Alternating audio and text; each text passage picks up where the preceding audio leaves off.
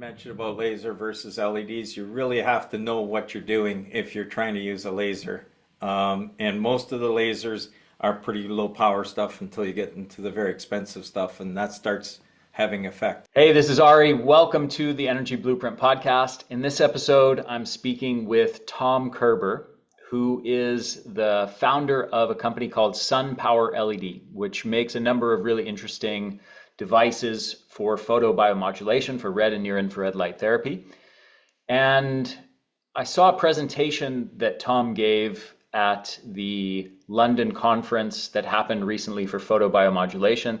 That's another term for how light affects biology, and generally is hugely overlapping with red and near infrared light therapy, though is technically more expansive than that. So there was a big conference in London recently, and Tom, who I'd never heard of before, did a presentation there that was uniquely exciting for me.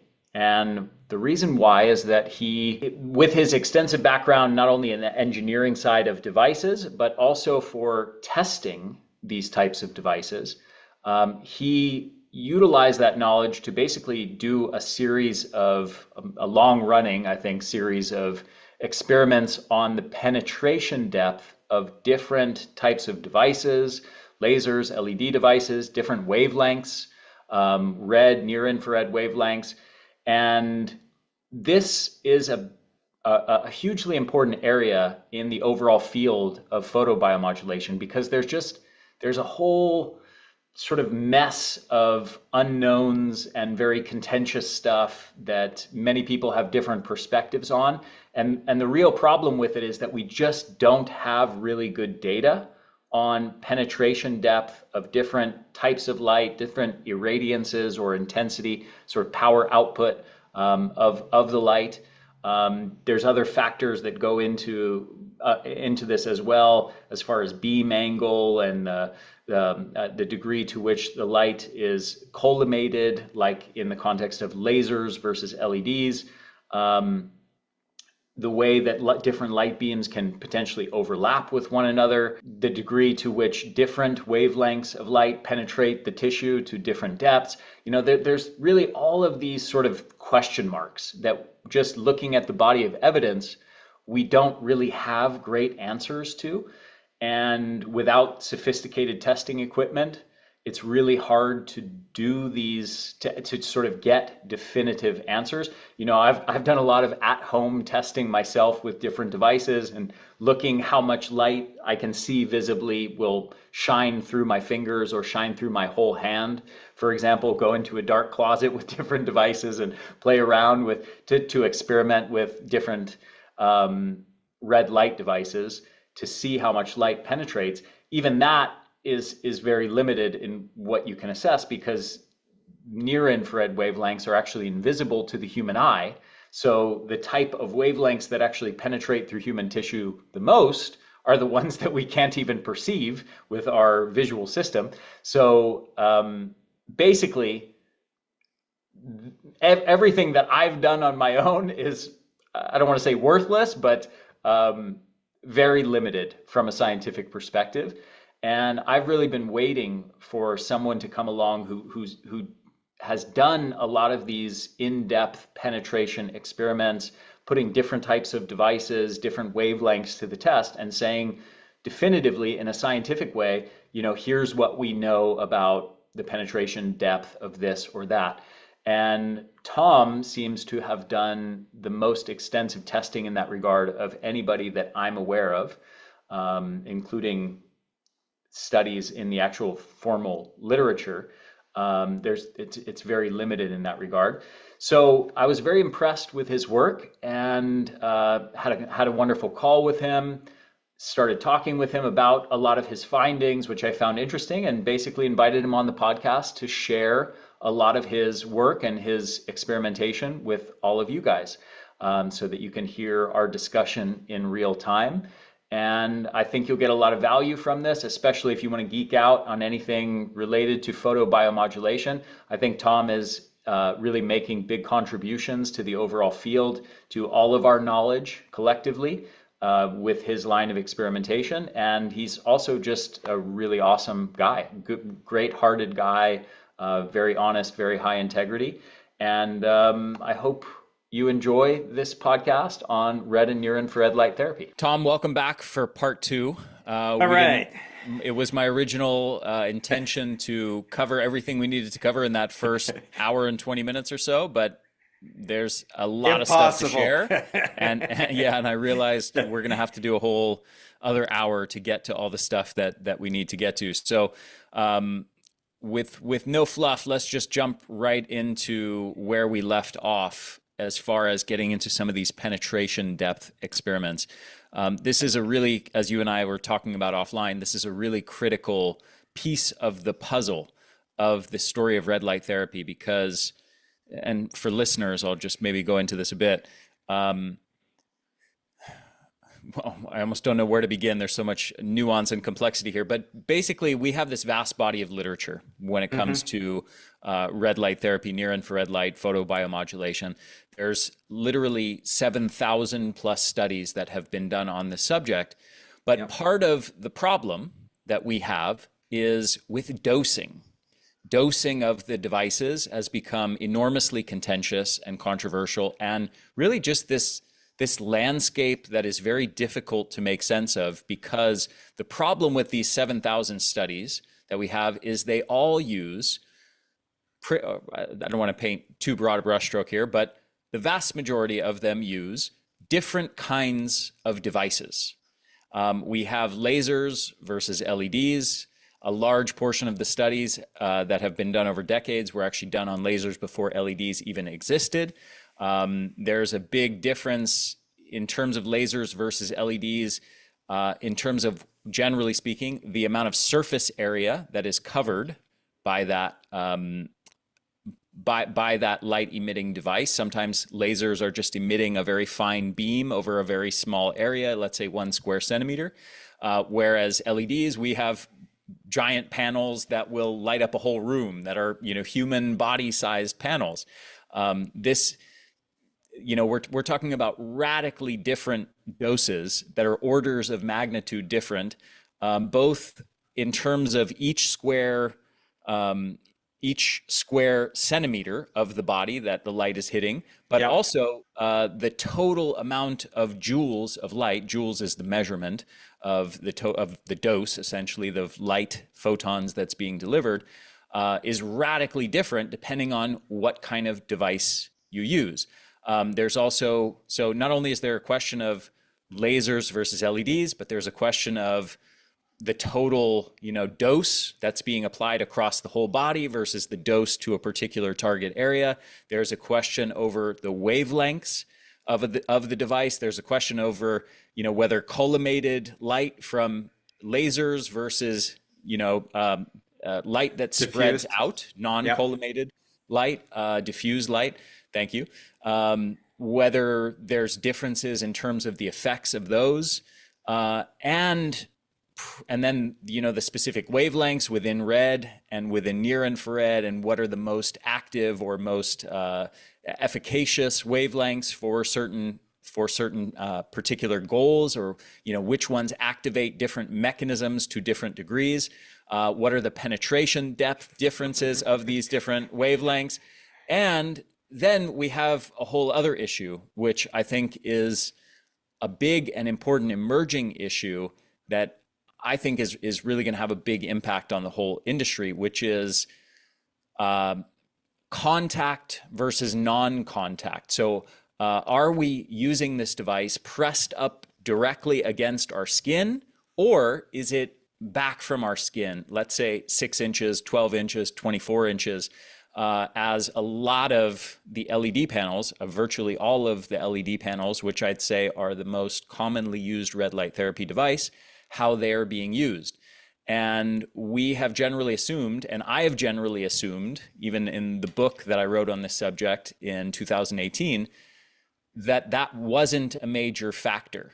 And it's looking more and more like that is a major factor. And I think your experiments that you've done on penetration depth, where you've looked at, I think, all or most of these different issues I just outlined, I think are really going to help to clarify this issue. So that's Yeah. the landscape. Hopefully everybody listening kind of followed all of these different nuances and complexities to the topic of how we get the dosing of light therapy right. And, the problem that's created by so many different types of devices and ways of using devices creates an enormous amount of complexity in this. So Tom, let me have you jump into this. All right, so I think you missed one. You missed the fact, Please. all right, is that when you're trying to penetrate the tissue, how much energy do you need to get to the target zone? Right. And so if a person is obese, the fat content will scatter that light, and it'll be much more difficult. More scattering will take place than normal muscle tissue, so you're not going to get as deep with the light. That's one thing. What is accepted is the dosage level, and you kind of covered that indirectly. But what is the dosage level? Is that you need at that level? And Even that's pretty contentious. well, yeah, and I want to start there because I think that's a platform that everything else sits on top of. If you can't get the right dosage to the point that you're trying to reach, you're not going to get there. You're not going to make it happen. Yeah. And unless you have very, very long treatment times, and even then, it may not happen. Let me interject one quick thing for listeners. There's something called a biphasic dose response, and basically this is essentially, you could think of it as an upside down U curve. Yep. Of the dose needed to get an effect. So in other words, a very, very small dose of light won't have an effect. As the dose increases, it gets to a certain point where you get the maximal amount of effects. But as you do much larger of a dose, from there, actually, you can get an inhibitory effect, or essentially the benefits are canceled out. Now, that concept in and of itself is also somewhat controversial because different experts in this field will say, will make a big deal out of the biphasic dose response and will really warn against too large of a dose. And other experts, for example, Michael Hamblin, who I've spoken to extensively on this subject, really isn't too worried about the biphasic dose response. And Michael Hamblin is author of textbooks, author of over 1,000 studies on the subject. And is a former Harvard professor who's sort of widely regarded as the top expert, or certainly one of the top experts in this field. He's of the opinion, well, yes, there's certain tissues in the body that are particularly light sensitive, but in general, we shouldn't be too worried about the biphasic dose response. There are other people like James Carroll and many others who really are sort of much more concerned with overdoing the irradiance, overdoing the total dosage, resulting in either no effect or an outright negative effect by doing way too big of a dose. So just for listeners to understand that landscape. Yeah, so I think I'd like to start there, Ari, because I think that's so key. So one of the things that I would say the earliest adopters of light technology really in a bigger way is the dentists. And the dentists have, because they bought lasers to do the cutting of the, different things, to you name it, but usually it's a higher power laser that they're working with. And what they were looking at is how much dose do they apply inside the mouth, right on the gum line. If you have a lip lesion, how much dose do you need for that? And the general statement, I'm working with some dentists, and they have been taught since their infancy in laser, is that 4 joules per square centimeter is the exact amount of power that you need to do so that's 4 joules of energy over 1 square centimeter. And then if you got it more concentrated, like a smaller spot size, like a laser, you may very quickly have 4 joules per square centimeter in a very small area. Now that's where, let's say something like that's very laser driven, you could be very, very easily overdriving the tissue. Very easy, because you've got such a small spot size. When you're dealing with LEDs, you generally have a larger spot size that you're dealing, or larger area that you're covering. So the power is distributed over that area. This is key. So what I have had people throw in my face lots is, oh no, you're overdosing the area. You need 4 joules per square centimeter. And that is totally dependent on what are you trying to treat. If you're trying to treat something on your very skin, if you're trying to treat a lip lesion, if you're trying to treat, let's say, something on your gum, like the dentists do, or pre-work, even if they treat the gum is only a quarter of an inch thick, right? Or maybe a little bit wider than that. So your light is, if you have it right against there, very little losses. You have some losses, okay, but very little losses. So the 4 joules per square centimeter really comes off of work done on slides. So on a very thin slide with culture on a slide. The problem with that is if you did have a higher density, you'll start drying out the slide. You'll start, so that biphasic dose where you're starting to get improvement more and more and more off as you go along, more dose, you're starting to fall off very quickly because there is no blood flow going through that slide. Unless you're going to cut yourself with it, but there's no blood flow there. So you got no cooling mechanism to keep that temperature down.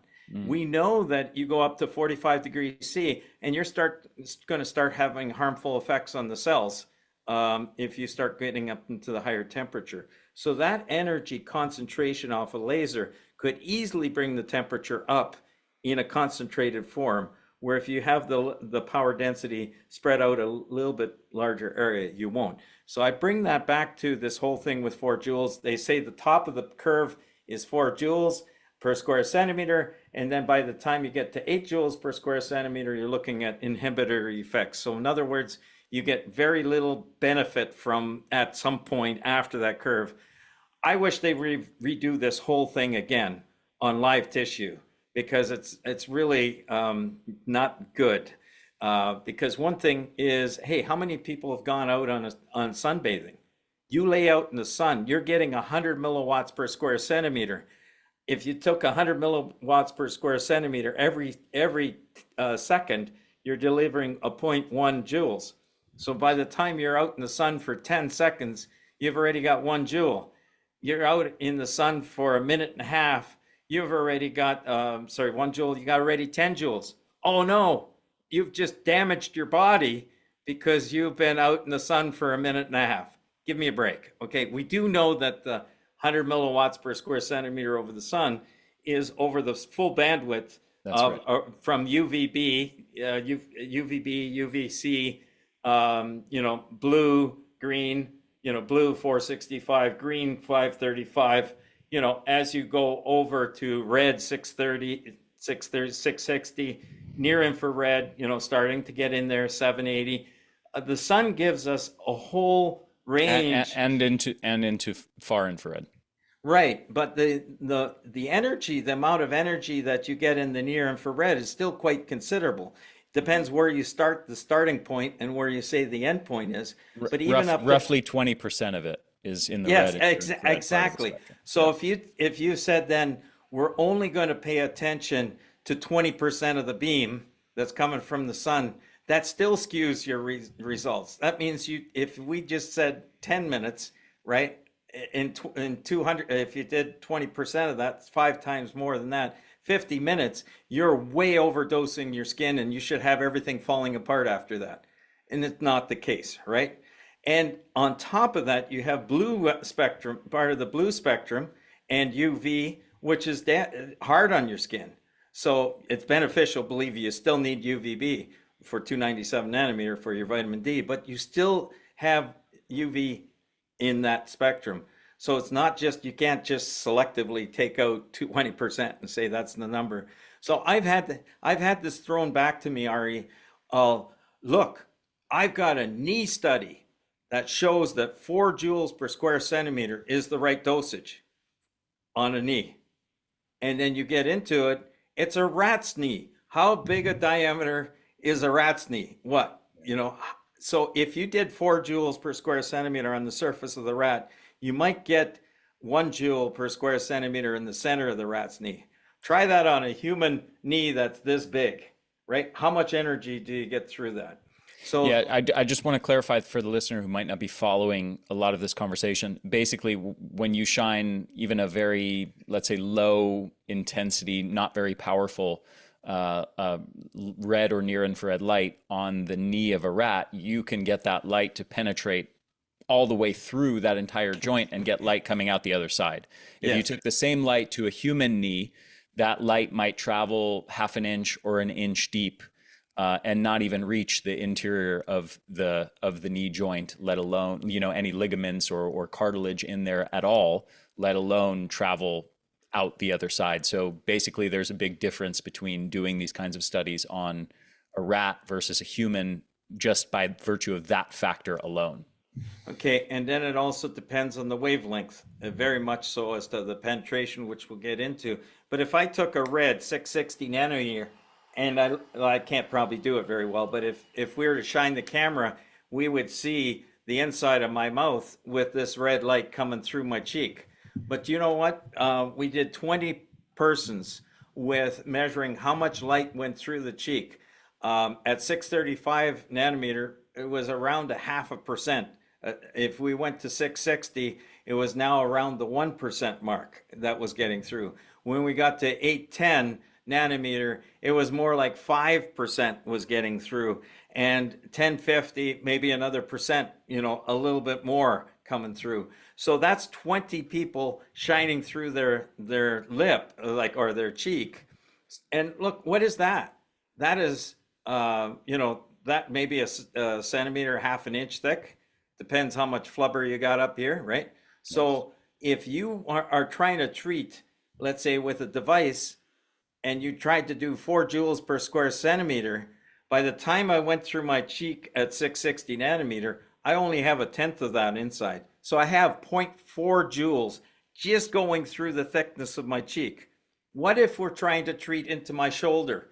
What's left of the light that's coming through into my shoulder by the time you're trying to get to the joint? Sure, if you had a skin lesion on your shoulder, no problem. 4 joules per square centimeter is enough. But if you're trying to treat into the cartilage, into the inner part of the bone area, and that, you're going to need 10 times, 100 times the level of the light level on there. Now, if you compare that to the amount of light that you would need a very, very powerful light to hit that 4 joules per square centimeter to fix your shoulder, to fix to hit 4 joules per square centimeter delivered to the target tissue at the depth that you're trying to reach. Yeah, anywhere from 10 to 100 times is easily. So you know what? People have gotten better even in five minutes, and you're only talking 1 joule. That's another whole area, is how much energy do you really need at the target to influence the thing? And Right. you can have low levels of light and still have a positive effect. So what I would say is that Arndt-Schwarz curve is totally destroyed by the fact that you're always working on the low part of the curve for all types of depth in the body. Meaning for treating any deep tissues of the body. Exactly. Let me just make sure everybody got this. So what you're saying is that when we are trying to treat deep tissues, let's say not just skin, wrinkles on the skin. Really anything below the skin. So whether it's muscles or whether it's bone or ligaments or joints, cartilage, anything like that, basically what you're saying is we shouldn't be overly concerned with overdoing the dose, because so much of the light, even with a relatively powerful device applied for a prolonged period of time, so much of that light is absorbed in the superficial tissues. Correct. That very little of it is actually reaching to those deep tissues, such that the concern of overdoing it and resulting in a negative effect is really not a concern at all at that level. And essentially because of that, really the concern should be using a powerful enough light to actually deliver light to that depth of tissue such that we get a true beneficial effect at that depth of tissue. Correct. And the other thing would be needed is, to try and treat a hip or even with a powerful source like I have, the issue is if I try to crank up my light even more, is that it starts heating up the tissue to an uncomfortable level. Right. So you don't want to have that. It's not bad to have it nice and warm, and we do some things to try and keep there's this not what we call the knobby ring to keep your skin away from it, so there's space in here, so your skin can breathe and move the heat away from, because otherwise if we closed off that area, it'd be too hot on the surface because we have that much energy on that area. So that's very, very key, I think, is that you need to have enough light there. And it doesn't matter if we compare this back to the sun, how many people lay out there for hours, okay? And if you did your numbers as to how many joules that you're getting delivered to that area, it's like crazy. You're up into the 200 joules per square centimeter very easily by laying out in the sun. And most people, unless they have a skin condition of some kind, don't have a problem. So that I want to make sure. The other thing that's missing in a lot of the documentation out there is the spot size. So what we were able to do is take, and I'll demonstrate all this stuff, or demonstrate some stuff, and I wish I could pull up another graph. We might have to have a part C, but is right in the very beginning, we had to use 635 nanometer with our powerful, I just showed you that this has got 1,000 high power LEDs, and we got like 600 optical watts that is possible coming off that thing. So we needed that kind of power to be able to use for what's called PDT, where you activate a drug inside the body. So you need a lot of light to get in, okay? Just to quickly translate that, what he's saying is that what he just held up there is an extraordinarily powerful light that emits an incredible intensity and dose of light. And that power of light facilitates an enormous depth of penetration of those light photons. Yeah, and in this case, we actually have to pulse it or we'd melt down the skin, it's, but very, very powerful. But what I say, that was at 635 nanometer. But what we did in the early days is we had a lot of people that said, oh, 1 over E applies. That's another screwy thing. They say 1 over E is as far as you can go. That means and I'll just translate it roughly as 2.1 over 2.7. It's roughly 1/3. Just call it 1/3 for easy math. That means where does the light approach 1/3 of the level of the surface? Well, in the skin, it's within the first millimeter of skin, 2 millimeters of skin. You've already lost 2/3 of your light in the first. So to say out there that you only have a penetration depth that's effective as 1 over E is crazy. 1/3 of the light level. I mean, but that's where we got into. You start with a lot of optical power, even if you have a third, another third, another third, another third, and you go through, a depth of a certain depth, you can get that. But here's one finding that I did a long time ago, because they said there was no way we'd have enough energy to go into a woman's breast to activate this drug. And we got pork breast tissue from a slaughterhouse, from young pigs. And what we did was we did slabs of this pork breast tissue to make a certain thickness. And we did it as thick as 8 centimeters, 8 centimeters being 2.5 inches, almost 3 inches of thickness it's 3 inches. So what we did is we call it the wall of light, where it's a very, very uniform light array. So just as a quick demo, just for that, so that people can see it, I'm just going to shine through a piece of paper, and what you're going to see is an extremely even amount of light across that whole surface. So, okay, so that's what I'm using as a light source, let's say, but I use this very 1,000 high power LEDs. What we did is we start off with a 1 square centimeter by 1 square centimeter. So 1 centimeter by 1 centimeter was the area. And That's kind of like where most lasers fit. Let's say less than 1 square centimeter. They're usually much smaller beam size than that. But let's say we just took that. Um, if we went by 2 by 2 to 2 centimeters by 2 centimeters, okay, and we go through that stack of tissue, what ended up happening is we got almost 4 times the light coming through all that tissue. And amazingly enough, we had By doing what? Say again. by What increasing the area. So we didn't change the power density. All we did is how much area is this power density covering? the surface area of the light device, Right, the and we section only that's emitting allowed the light. we used aluminum foil, and we only allowed the light to come through a 1 centimeter by 1 centimeter opening, or 2 centimeter by 2, or 3 by 3, 4 by 4, right out to, amazingly, okay, if you can imagine, I got to do this sideways. If you could imagine this is my aperture, and here's the back side of the tissue, okay, and I got my light sensor on the back side of the tissue, and I'm trying to see what happens when I go from 1 centimeter by 1 to 5 by 5 to 10 by 10. Even when we were at 10 centimeters by 10 centimeters, when we went to 12 by 12, we still had an increase in light at that target area of 8 centimeters in. Okay, So, and you tell me if my interpretation of this is correct. yes. Is this because essentially when you have a larger surface area of the emitting light device, you get overlap of the photons? Correct. So you have Okay. scattering. So let's say you had a ring this big, let's say a dartboard, and you put a ring of light around it.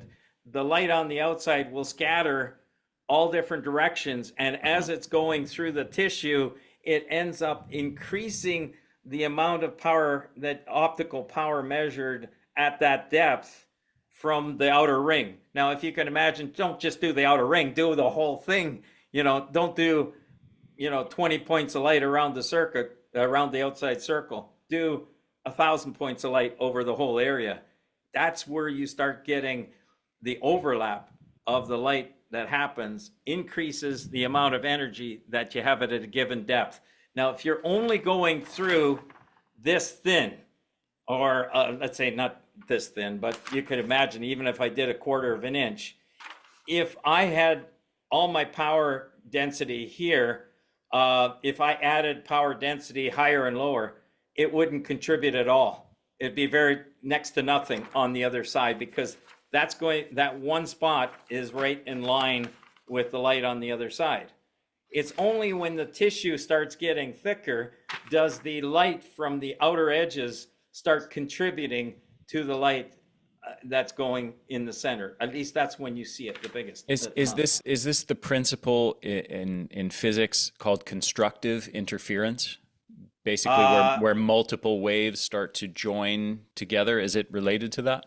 I would say in a way, but that's a little challenging, because when you're talking lasers, you have interference patterns, and some of it is constructive and destructive. Exactly. So you have also dimpling effect. I'm trying to think. It's not dimpling, but it's little hot spots of light, and then the next spot over has nothing. So so the area of the light is critically important to the depth that you're trying to get to.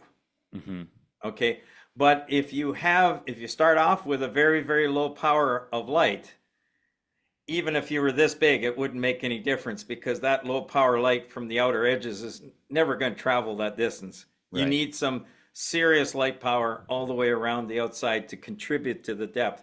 So when you're trying to treat a knee, when you're trying to, a blanket of light doesn't necessarily really help get a lot deeper unless there's enough optical power on it. So and not to introduce too much complexity here, because I'm sure some listeners are feeling overwhelmed by all of these details, and maybe hoping we just get to the practical stuff very quickly.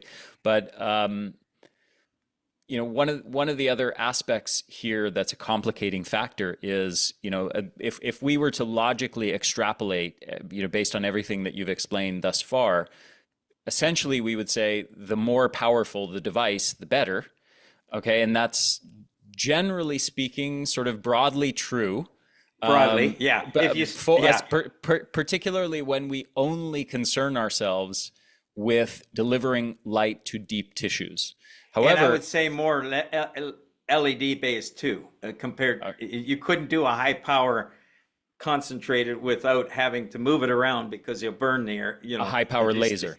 You can't stay in one spot for a long time. You're talking about a high power laser. Yeah. Okay. Yeah. Now, but that's related to what I was going to introduce, because the same principle is also true with extraordinarily high power of LEDs, which also will excessively heat the superficial tissues. So yes, you can get an extraordinarily powerful device that might be delivering the perfect dose to those really deep tissues, but in order to do that, you are delivering an extremely high dose to those very superficial tissues, Right. Which can also overheat them and So that's where you don't, and actually cause damage by overheating the superficial tissues, even if you were to simultaneously be delivering the perfect dose to the deep tissues. Correct. So you're looking at let's say if you're 43 degrees C, you're going to be okay, probably okay. But you get to 44 and 45 C, you're going to start causing cell damage. So as long as you have ways of keeping the skin a little cooler, as a matter of fact, with that high power dose, that other dosage light that I showed you, we actually had to dab the skin with water to help more perspiration come off so that we could keep it a little cooler, and spray it down with a light mist so we could keep the tissues so they wouldn't burn. So yes, you're bang on. And when lasers, you have to keep them moving if you have a high power laser, for sure. Yeah. And you're not, so yeah, overall, you keep moving it. Yeah, you got a high power area here. You don't have a high power here. You got to.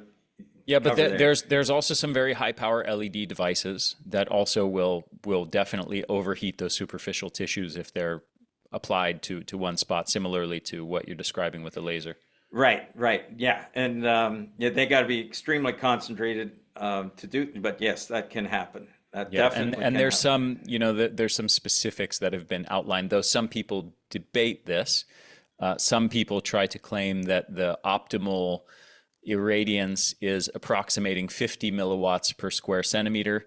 And I've spoken to Hamblin and also looked at Hamblin's paper, and he's convinced, I believe, and I'm pretty sure I'm quoting him, the number differs slightly between red and near infrared, but it's somewhere around 180, 200. On the low end, I think was around 200, but more like upwards of 300 milliwatts per square centimeter. And there are some devices actually that some companies are now making that are in that range. Right, but then you might have to pull it away from the skin a little bit to reduce the power level, which won't be bad because you're going to give an energy. The whole thing is how much photonic energy are you delivering to the surface over whatever area. So right, and then certain tissue seems to be uniquely sensitive. Hopefully, listeners are not getting overwhelmed by the complexity, but there's a concern, for example, with facial skin in particular, and also tissues like, let's say, the eyes and and certain other tissues. There's also deeper tissues that are very sensitive, but I think the biggest concern is things like the skin and the eyes.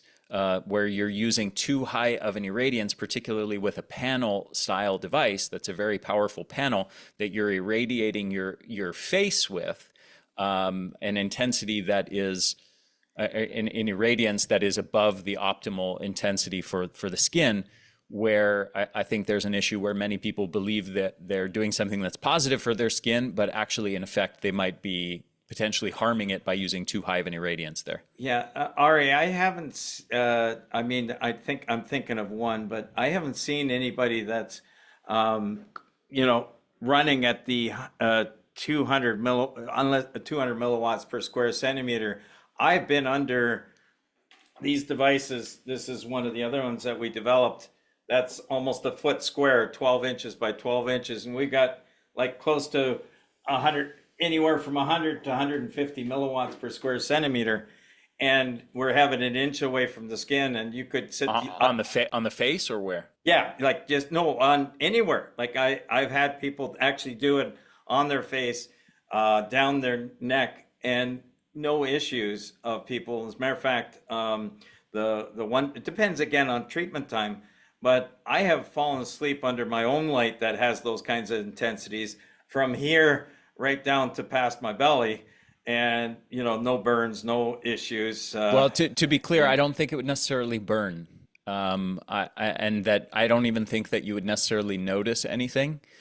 Just the same as you would, let me put it this way, you wouldn't notice an anti-aging effect, right? Like people Yeah, don't it's so generally, slow. Yeah. right? It happens over a prolonged period of Right. time, such that, in a scientific experiment, over the course of 12 weeks of using these devices, we can detect measurable, let's say a 30% decrease in wrinkle depth, but it's not like somebody uses the light one time and then, oh, I look 20 years younger, right? And similarly, in the opposite direction, if you Yes. were to be overdosing and delivering Yeah. something that was slightly accelerating the aging effect on the Right. face, it's something that would also be accumulated very slowly over time in a way that wasn't Correct. actually Yeah. noticeable.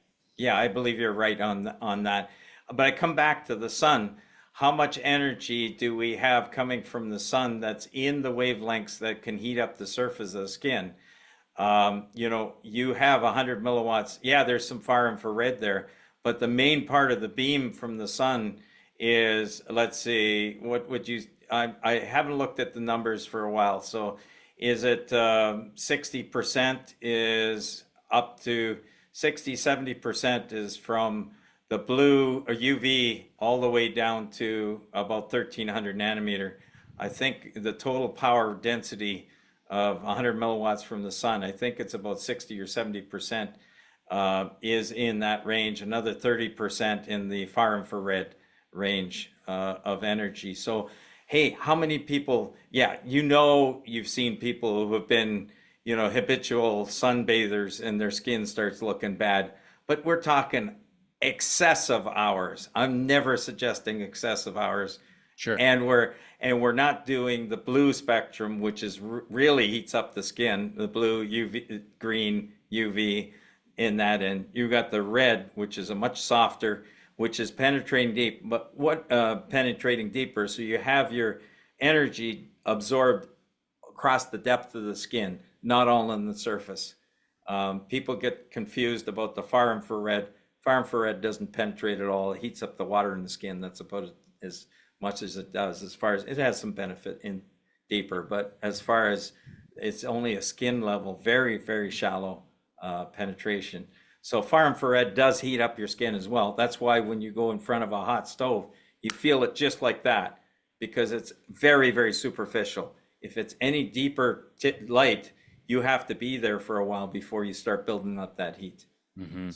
So Okay, Tom, yeah, thank you okay, for indulging me in the depth of complicated, okay, nuanced discussion around all all this right. penetration So stuff. all right, here's I fear we're probably overwhelming the listener here. So let's okay, jump into some all of the right. penetration experiments. All right, so here's a penetration experiment to show lasers and LEDs, okay? If I take, let me just do this quickly because everybody can see it and they'll know I'm not making anything up. I'll take, these are one of the very expensive meters that that few people buy, but those that really want to know what the light levels are, use something like what the energy levels are. And on this device, you actually set the wavelength that you're going to be measuring. For now, just to make it easy, I'm going to grab the sensor here. Okay, sensor. Oh, there it is. Okay, this is no cheap sensor. So this is the light sensor that goes along with this device, and I'll just show you. It's made by Thor, not to be Thor Lab. It's not to be confused with Thor Laser. That's They're not related companies? No, they're not related. Okay. My meter here is a Thor as well. But what I want to show here that is really cool is I'm going to turn off this other light here, put me in the dark a little bit, makes it a little bit easier to see. Okay, so you can see the numbers there a little bit better. So what I've done is I've taken red, very special red filter material that only lets red through. It does let a little bit of orange through, But what I'm going to do is this light is, I'll just take this cup and show you. One position, you see oh, there we go. You see the laser. The other position is an LED. So very, very quickly, when you're looking at this, and a laser, look, I can keep going back further and further, and my dot size doesn't increase very much because that's culminated light. An LED is going to have a beam spread of whatever the lens on the end of the LED. So if I take an LED, this is a white LED, and see, as I go further away from it, the spot size keeps getting bigger. Okay, so when I'm right up close, it's that way. So if I take the red filter material right here, and I shine the light through it, okay, so whether I take, you're not going to be able to see that, but if I do it this way, if I shine my red laser through it, it's not going to make any difference. It's not going to reduce the light level at all, okay? When I shine my white LED through it, all I'm going to see is my, now you'll be able to see it. If I go with my white LED, you can only see the red coming, red and a little bit orange, okay? Yeah. So if I put that on the sensor here, and I think this is going to show a lot of people some interesting things, is if I put that red filter material on top of this, okay, and right now there's the red laser, and I put the red laser on the middle, I get a reading of okay, if I'm right in the center there, about 1 milliwatt of light power. That's what these lasers usually are. They're 1 to 2 milliwatts. So you see 1 milliwatt on the screen, okay? If I take my LED and I shine it on there, there's 1.3 milliwatts of power. So between the white and the red, I'm getting the same energy once I pass it through this. Here's what I want to show you. If I put that red filter on my finger here and I shoot the red laser and I put it on there, what'll happen is, I got to look at it here. That's where I got to do it. Do you see how even the illumination is over the whole area of my finger? Yep. All right. And that's a laser. Okay. That's a laser point, right? This is the white LED now. And if I put the white LED on there, do you see how it diffuses over my whole finger? So I just demonstrated LED and laser of the same power, and it looks very similar coming through the finger, because as soon as it's going through half my finger depth, it's already scattering in all directions. Even the collimated light of the laser scatters once it enters the tissue. Right. So after it gets the first 1/8 of an inch in, so many people are talking about, well, the laser is something that's going to treat all the way to the hip joint because it's got that culminated beam. No, it doesn't. It's a light that peters out or reduces intensity, just like the LED. It's how many photons do you have on the surface compared to the other one. Another thing that is a little demonstration that I've done is when I take a red laser like this one here, and I put the sensor, because of time, we're going to have to keep this real short. But if somebody would say, okay, the laser is coming in at 90 degrees. So it's obviously going to be the preferred method of getting the deepest, because you don't have scattering off the surface. You do have some scattering off the surface. You can see my light coming back off my skin. So it's reflecting. There's some coming off, because even at 90 degrees. But what happens is if I take my sensor here and I start going sideways at 45 degrees, I lose about 25% of the light power by coming in on an angle. That's all, and that's starting with a laser. An LED, depending on whose manufacturer you're using, I generally use plus or minus 45 as the half beam profile, means that most of the power comes in at the plus or minus 20 degrees. So even on the outskirts of the angle, let's say if it's coming off my LED, it's coming off on an angle, the outer ring of power is still I'm only losing 20% of that power. Who cares? And not to introduce too much complexity again, but that also I think the way you're framing this talks about your devices, which are relatively small, sort of handheld devices. Am I correct in stating that? No, Okay. anytime you have LEDs hitting the surface, Okay, but it here better here than, yeah, so go here ahead. here here so here's the distinction. When you're using a large LED panel, it is hitting parts of your body that are not a flat surface that's perfectly Correct. aligned with that LED device Right. with the panel of it. So rather, if it was a flat surface emitting on a flat surface, You'd then have those 20 per, principles would it, apply. But now yeah. you're hitting a round surface with curves, and it's effectively that same principle that you're describing, where the light is still hitting the tissue at angles instead of head on. Yeah, it's getting it out at angles, but you may on a curved surface there a little bit of curve, and it'd take me too long to demonstrate, but I could do that and have it on an angle or have it on a curved surface and do this kind of thing, and you would see that you might lose 20-25% of the power going into the tissue.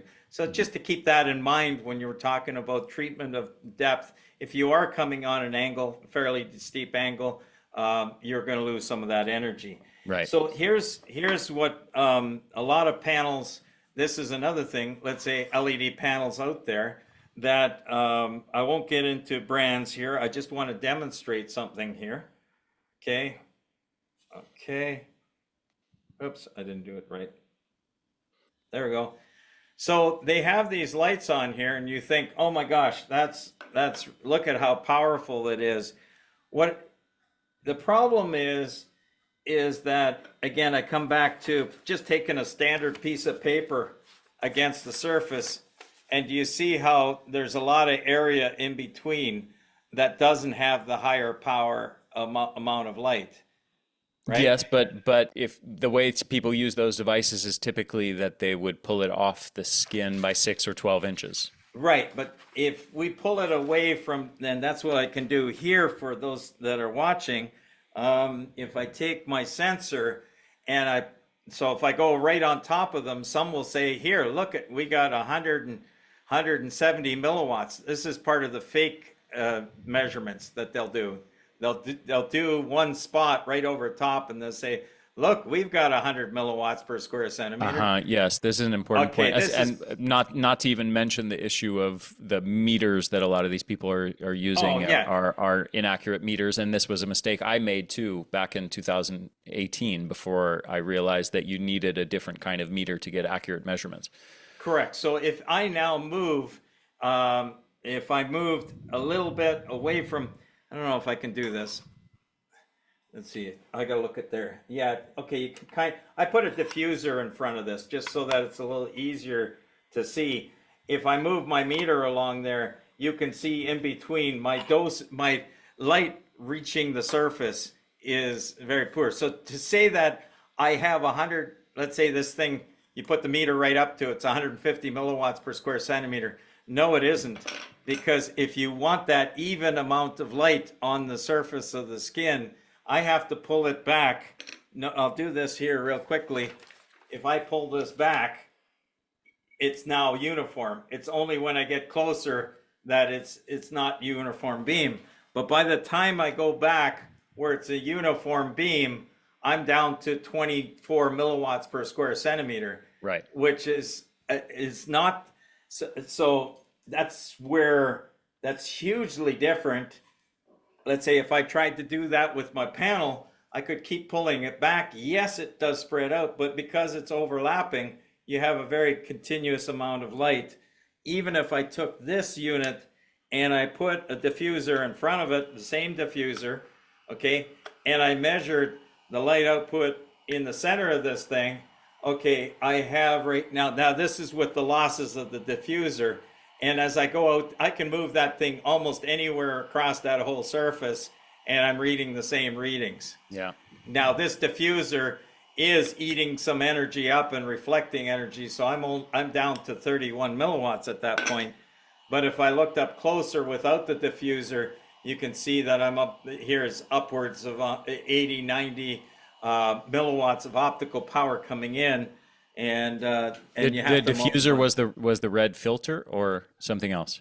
Sorry, what's that? The diffuser is just piece of white plastic. Okay, got it.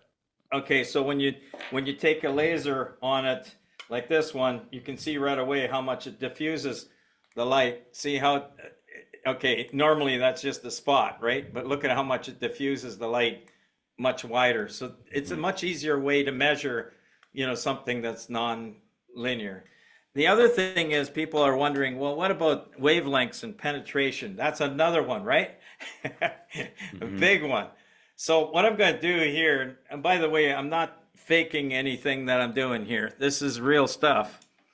Is I turned on the light because even now I'm into, okay, if I put my hand up here, I'm into the microwatt, 0.06 microwatts of light or energy coming in. Now, just for the ease of saving time, I'm not going to switch it to calibrate it for every wavelength, but it's close enough that it gives you the idea. So if I go to the 660 nanometer right now through my whole hand, I get a relative measurement of 3.4. I can't read the rest So of it. the light sensor is on the other side of your hand? Yeah, it's right there. Oh, okay, so that's the amount of light that's 3.4 milliwatts are making it all the way through the backside of your hand through your palm into the sensor. Sorry, that was microwatts at that point. That's how much loss is there. There's a lot of loss through the hand, but anyways, relatively speaking. Okay, this is the wavelength of 810 nanometer. Doesn't look very impressive, but you can see it with this camera. Okay, it's just a low glow. Okay, so there you saw the red, right? I'm not going to move my hand at all, not move the sensor. Just letting people know, 810 is in the near infrared range, and that is invisible to the human eye. Pretty much invisible. Almost invisible to the human eye. So what he just showed there was the light on. To our eye, it looks like almost nothing. But if you were to wear night vision goggles, which see into the near infrared range, you would be blasted. You would be basically blinded by how intense that light is. Yeah, it'd just be blowing the doors out the other side of my hand. So now I go so you're reading 5 right now, 5 microwatts. I'm going to switch it up to the 810 nanometer. And I got, that was 5.4. Okay, now it's that's 180 microwatts.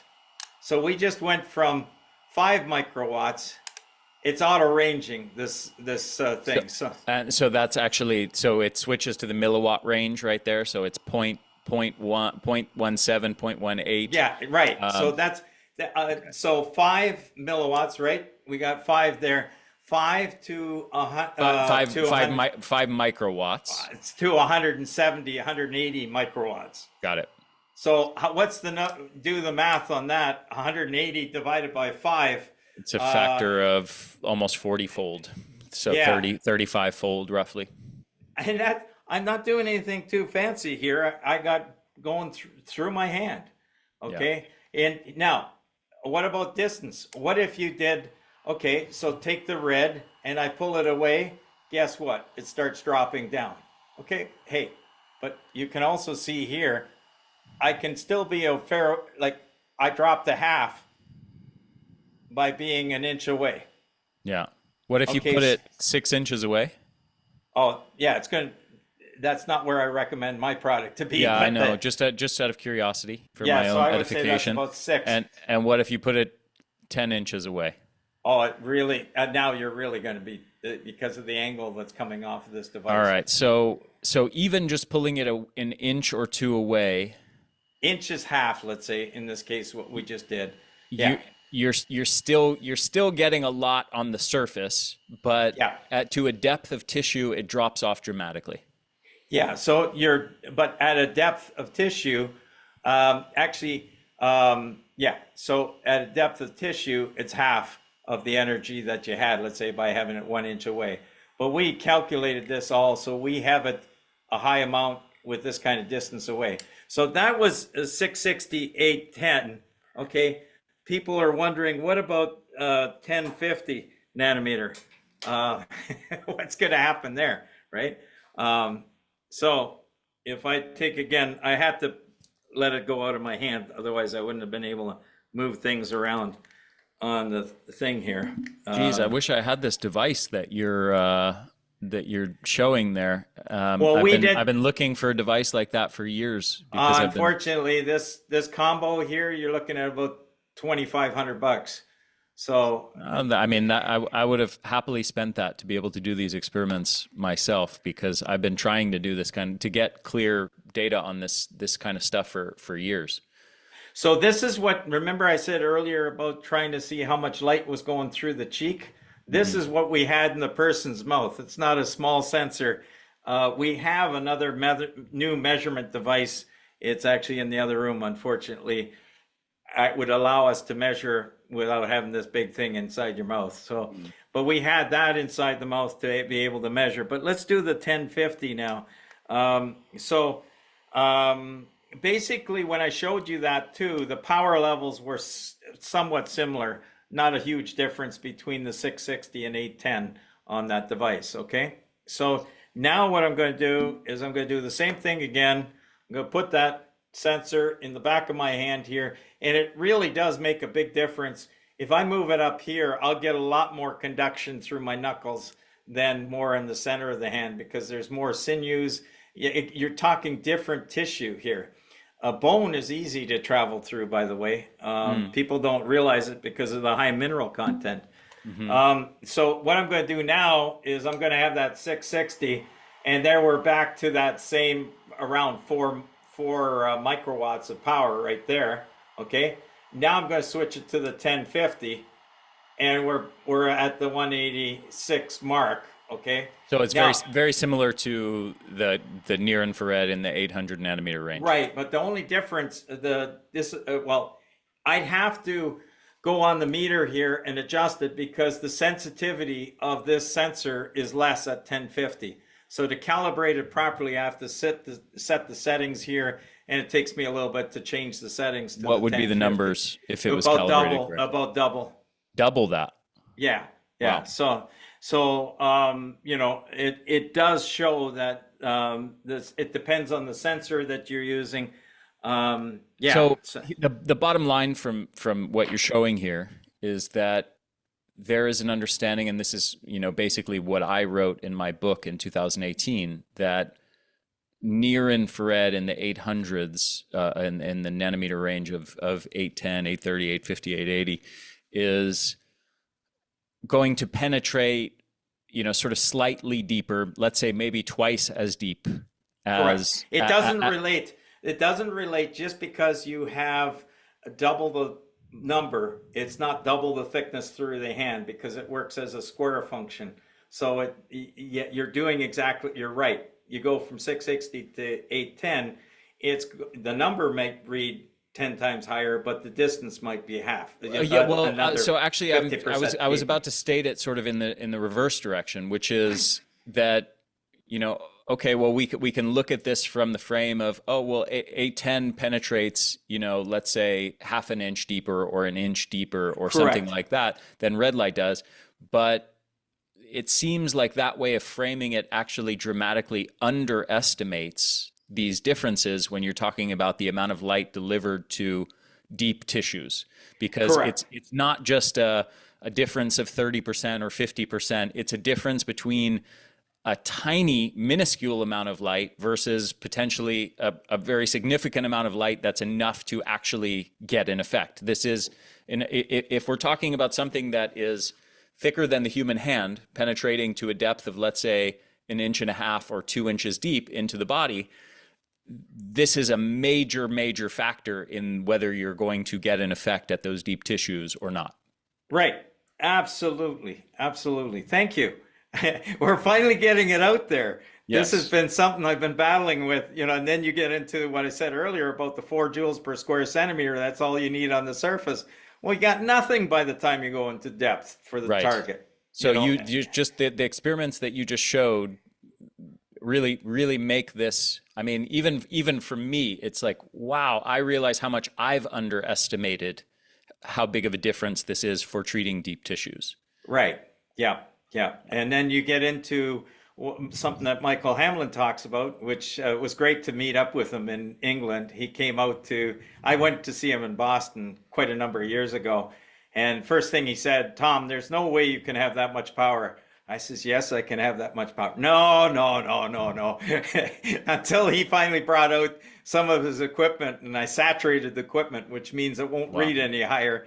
And then he had to pull out one of his big guns for measurement, and he says, you have that amount of energy. You are, I didn't believe that. I just met him in England, and he remembers the event. It's good to surprise somebody like that. Yes. But anyways, he was talking this time around too about, and he's mentioned it before, about 1050 nanometer can be absorbed by what's called structured water, and that's another can of worms. Right. Ari, if you hear of anybody knowing how to measure the content, the amount of content for structured water. Well, the person to talk to there would be Gerald Pollack and researchers affiliated with him. Yeah, he's one of the. I don't know if is he still in the game? Is he still doing things? I interviewed him on my podcast maybe a year, or maybe more than that, maybe 2 years ago, and I know that he was struggling for funding. One of his major investors that was funding a lot of the research, I think, if I remember correctly, stopped funding research or was no longer financially able to fund research. So he was looking for new investors. I don't know the status since then. Right. So what I'm thinking is it'd be wonderful if we could use, let's say with a clear glass, 1050 nanometer, and have 1050 nanometer hitting the glass and get in the water. And if there was a way to measure how much structured water you've created in the glass, would be fantastic. If anybody out there listens to this thing, get in touch with me. Yeah, I mean, I don't know. You would need to maybe go into the methods of some of the experiments that they did to look at the equipment that they used to measure the exclusion zone water. And then there's materials that they're putting into the water that are obviously not in the exclusion zone water. That's hence the name exclusion zone.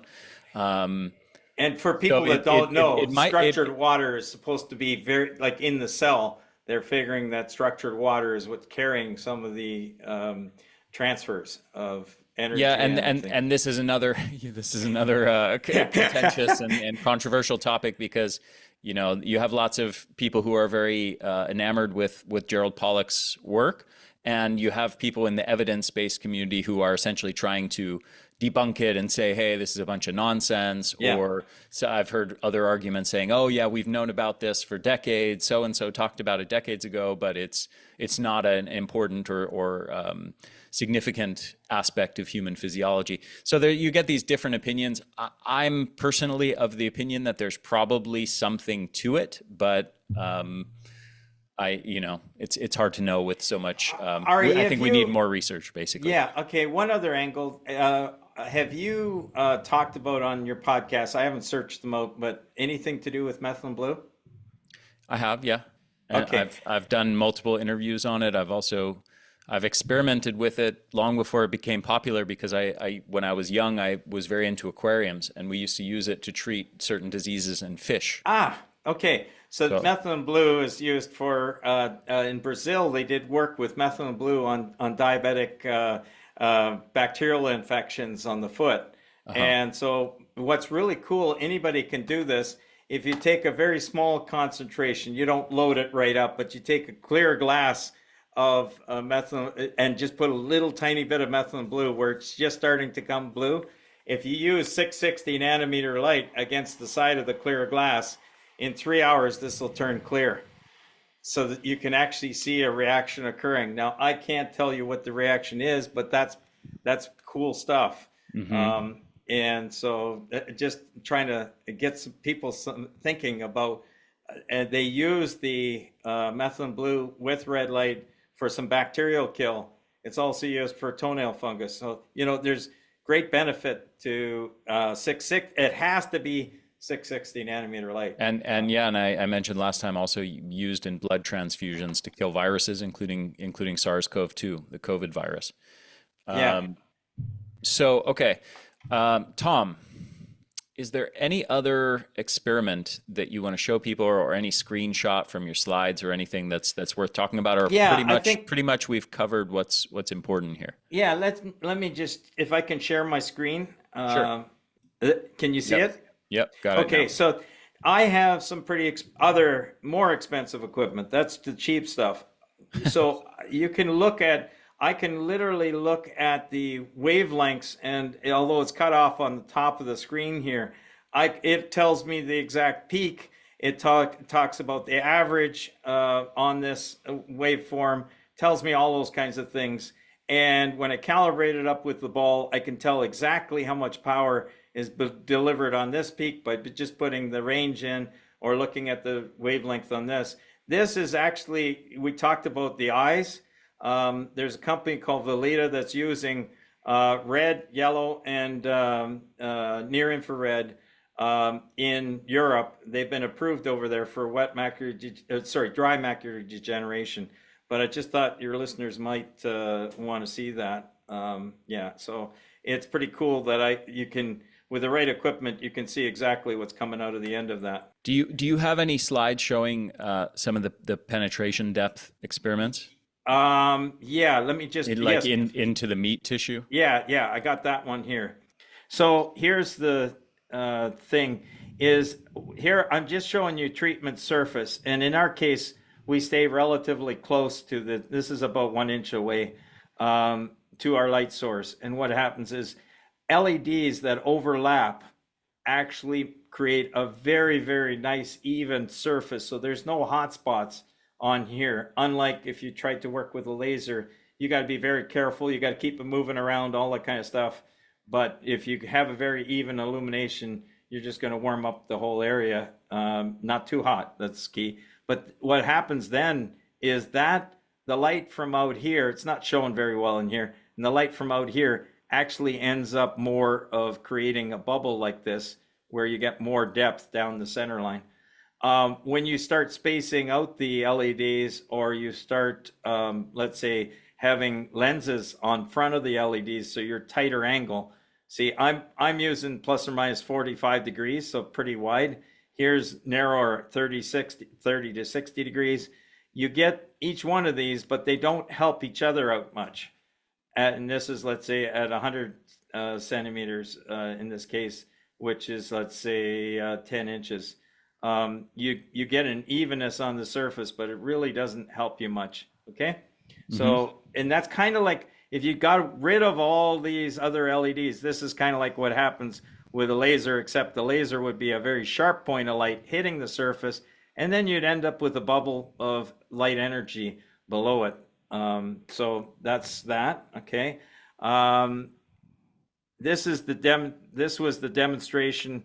I just kind of showed that, with the LED right on coming from a laser pointer and the other thing, and you can see very, very even illumination coming through your fingertip, okay? Next, from beginning. This is using a probe up into the mouth, and what you can see is even with this amount of power that we have here, how far the light is actually going. And it's actually enough light that's lighting up the back of the optic nerve. If you from current slide, you can see it's lighting up my eye socket. This is 660 nanometer. 810 would be far better. So yeah, we started the Mile High PBM Club. We're treating people on the way back from England on the plane, helping them. Tom, I have to ask you, just to make sure. I noticed that on the slide there, you can go back to it for a second. Okay. Yes. The one you just showed. Yes. Yes. Okay. Here we go. Yes. I just noticed that probe that you have in your mouth says testing the anal probe for light penetration. I'm hoping that it wasn't in the anal cavity prior to putting it in the mouth. No. We yeah. This is once used and it's clean. So I couldn't resist, Tom. Yeah. No, but the future of helping for prostate and other things with something like this that can get the light high intensity light back in the area. Yeah. We don't have that available at this point, and thank you for clarifying that. I'd Just want to hate make people sure to, that nobody screenshots that and misrepresents what's happening there. yeah. I did want to, from current slide, here we go. What I wanted to show you is this is an Android camera, and it's still not doing justice. If we did a near infrared camera, we would see it just blowing through my mouth. But it does show you the 660 nanometer. You can see the light going through my cheek. And on this side, you can see that 810 nanometer not only is going through my cheek, but is actually going through below my molars, lighting up the molars, and even coming through the jaw as well. So that's a quick way to show how light can, longer wavelength of light can actually get better through there. And yeah, so. Tom, let me ask you this. We've gone into a lot of complexities here, and this is really for light therapy geeks at this point. Anybody who stuck with all of this, but on a purely practical level, I'm really curious. Based on everything you know, all the experiments that you've done, what do you think are the biggest misconceptions out there with regards to how people are thinking about doing light therapy and in practice how they are doing it with the type of devices on the market? Where are people going wrong in their thinking and their approach to doing red light therapy? One would be, I did mention about laser versus LEDs. You really have to know what you're doing if you're trying to use a laser.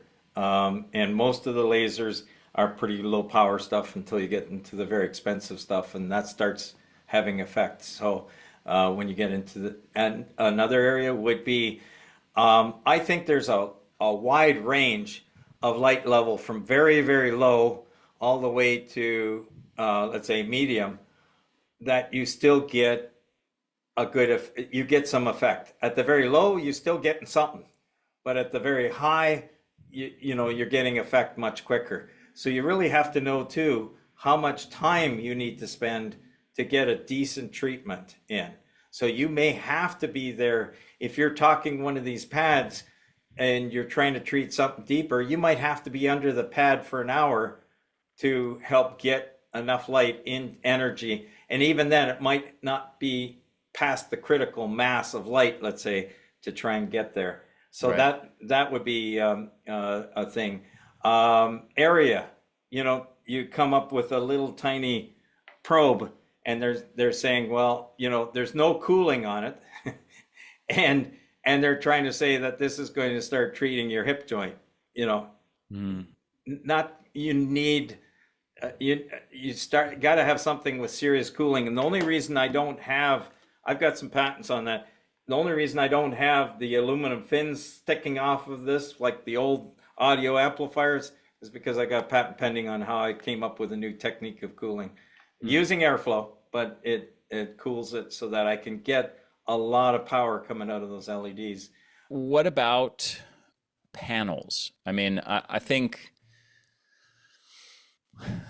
that I had some misconceptions around panels and the usefulness of panels when I wrote my book in 2018, and I've since started to change my opinion of panels in many ways. And I'm curious if you've come to similar conclusions based on your experiments. Yeah, so one of the things, and also measurements, I've had people bring their panels in, and unfortunately they've been a little saddened by thinking, they got a 500 watt label on the 500 watt label on their power supply going in, and then you end up putting it through a power measurement device, and it's got burning up 100 milliwatts or 100 watts over this big area.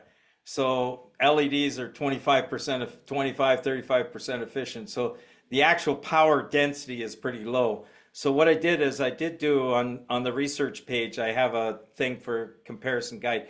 I'd like to see the industry start using how many high power LEDs, irregardless of how high they drive them. Okay, that's another thing, how hard they're driving them, how cool they're keeping them, all those kinds of things. but how many LEDs per 4 inches by 4 inches are we talking about? Because otherwise, even the best of us, it's really, really hard to, anything in the literature is garbage to try and read and try and understand. The other thing is they'll say, you'll see these LEDs on here on the different devices, and some are lit, some are not lit. Well, the reason they're not is they might have near infrared. So they're mixing the wavelengths together, because then they can say, I've got 6 different wavelengths in my light. The other guys only have 5. Like, it's like one LED of this and one LED of, so overall you're dropping the amount of optical power that you'd have for 660. And that's especially a concern where you have one LED here of a particular wavelength, of a specific wavelength, and another one an inch away of a different wavelength. Yeah, exactly. Right? Exactly. Yeah. So what I decided to do, it requires that I'm using double the LEDs, is I put 100% of the LEDs to the maximum power on the wavelength you're going to use, whether it's 660, 810, or 1050, and then 100% of the wavelength for the other, I do 2 dual wavelengths. So if you switch it to 1, you're getting that. So then a person can start thinking, okay, I got more shallower treatment. I'm trying to treat my fingers.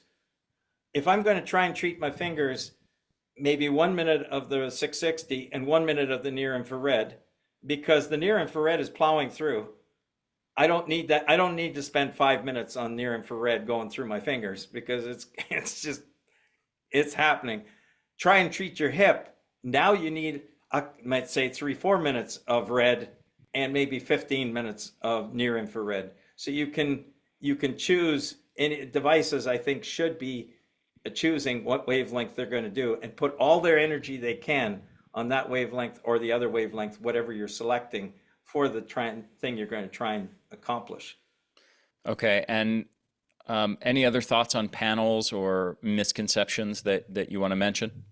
What are your thoughts on, sort of the contact versus non-contact issue? Okay, since panels are often being used from 6 or 12 or 24 inches away.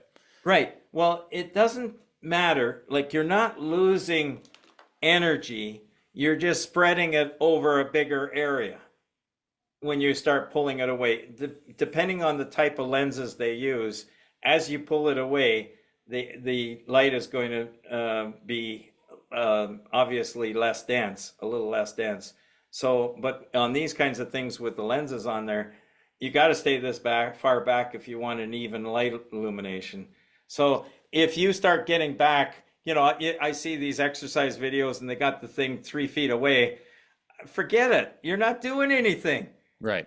You might be helping your melatonin levels slightly, because you got effective red, on the area. But no, you need to have it at least so that the focused light is even over the surface that you have. So some panels, depending on if they have a really tight, beam profile, well, then you can have it 2 feet away and it'll still do something.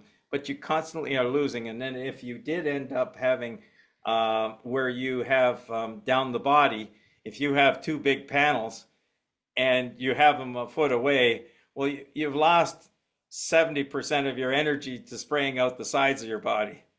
You're not hitting anything. Yeah. So that's where you want to be closer in, so that explain that in depth. What do you mean by that? Well, I mean, as you start pulling away because of the beam spread, even if there's lenses on it, you're starting to miss your body. Your body is the core here, let's say, and your light is, and well, not just the contours, but as you start moving further and further away, the angle that the light is hitting, that's leaving the light, is going to miss half your body. So half the total amount of light emitted is not even hitting the body. Yeah. And it's also the case that more of it is going to reflect off the surface as opposed to penetrate below the skin. And the other thing is, if you take some of these devices that have the powerful lenses on them, then you have very concentrated hotspots. So if you start putting them 1 inch away from your skin, wonderful. You have 10 hot points of light on your body.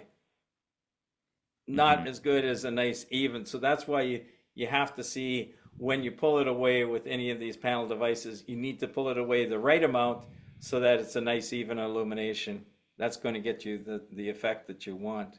And would you agree that with panels, we are essentially getting, if you're using them from 6 or 12 inches away, you may be getting still a lot of light hitting the surface of your skin, and you may be getting an effective dose at the superficial tissues, at the skin, but very, very little of that light, not enough to be effective, is reaching the deep tissues. For arthritis or things like that, exactly. For treating muscles and joints and things like that. Like from a distance, you are basically doing a skin treatment or getting a systemic benefit, but you're not really treating the deep tissues. Would you agree with that? Yes, that's correct. So it's more, and it's great for skin, at that point. But if you want to do more than skin deep, you need to have some, make sure you got the panel the right distance away, and then you still are going to be fairly low in your light levels, going into the skin. And this is where, this is why you prioritize like the smaller handheld devices for things like joint and deeper tissues, right? And I know you also have a helmet as well. Do you want to tell people briefly about the products that you offer? It's not here. Sorry, I have a helmet. It's on my website. It's 10 of the palm lights, all equally distributed over the course of the head. Just one split second. Monica, can you bring me the helmet, please? Anyways, so the helmet gives you 10 points of light, 10 points, 10 clusters of LEDs, which end up providing a very high, even illumination over the whole brain. So we can get. Is it all near infrared? We do 660. We have 660 and 810 because 660 is highly absorbed by the blood. So being highly absorbed by the blood is very beneficial because the blood takes it further than you're going, right? So that's helping the blood, and then the near infrared is penetrating deeper, whether it's 810 or 1050. So that's where we have both those wavelengths. So either the 660 810 or the 660 1050 nanometer. Do you think 660 can penetrate through the skull into the brain? Absolutely. Okay. I think you're looking at more on it's going through the skull and the inside layer of the, so that's very important because you have blood flow, lots of blood flow around the outside of the brain and between the brain and the skull. So to be able to impact that blood. And then we also did, I better not go there. Anyways, we know it does go. And you saw the light. Did you do experiments with using a skull? As a matter of fact, there was somebody, 635 nanometer, that the other technology helped somebody with abnormal cells in their brain. How's that? Okay. And nice language. So 635 nanometer, even though it's a poorer wavelength with more power, we were able to go through the skull no problem. Okay. And get into the area, and so helpful. All right, so let people know a little bit more about the devices you offer, and I believe you wanted to offer a discount as well to my audience. Yes, and then we have a range of the palm lights. We have the 660 810 nanometer, and we have the 660 1050 nanometer lights. So there's three of them on the list. What do you recommend? I'd actually like to get a light from you. Okay. After this, and I'll have my parents with some arthritic joints try them out to see what they say. So what would you recommend for that purpose? Okay, so either the Ultimate, which is the $1,300 one, which is the 660 810, or the Super Palm, which is the 660 1050. I still lean towards the 1050, that there's a little more getting through. And so, hey, how much extra does it happen? How much extra does it help?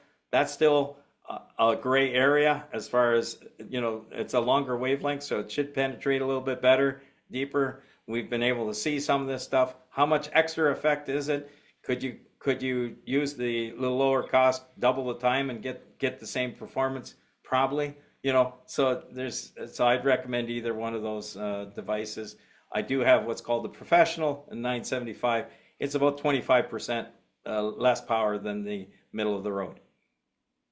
Okay. And then we have the helmet. Got it. The helmet is $6,500 and 660 and 810.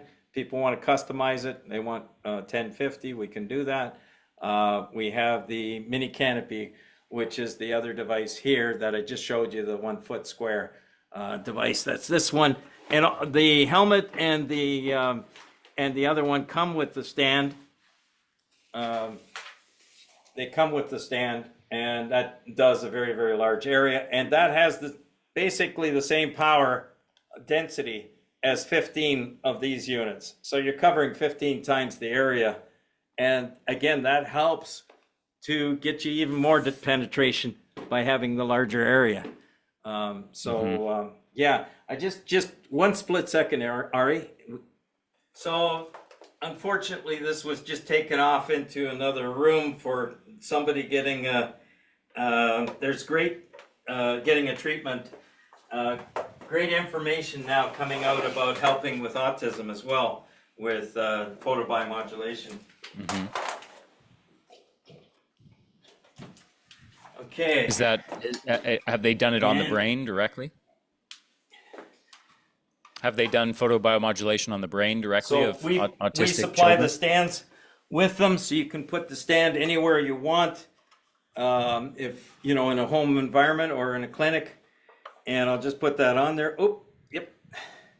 Thank you. There we go. So, okay, there we go. So there's the 660 nanometer right here. We do 1 minute of that and 3 minutes of and I guess somebody tilted a little bit on me, but anyways, there's the 810, and you can see it in the back, or 1050 nanometer. Yeah, so that just goes like that. And they do 3 minutes. And we just finished, there's a study published on our website for opiate addiction and depression.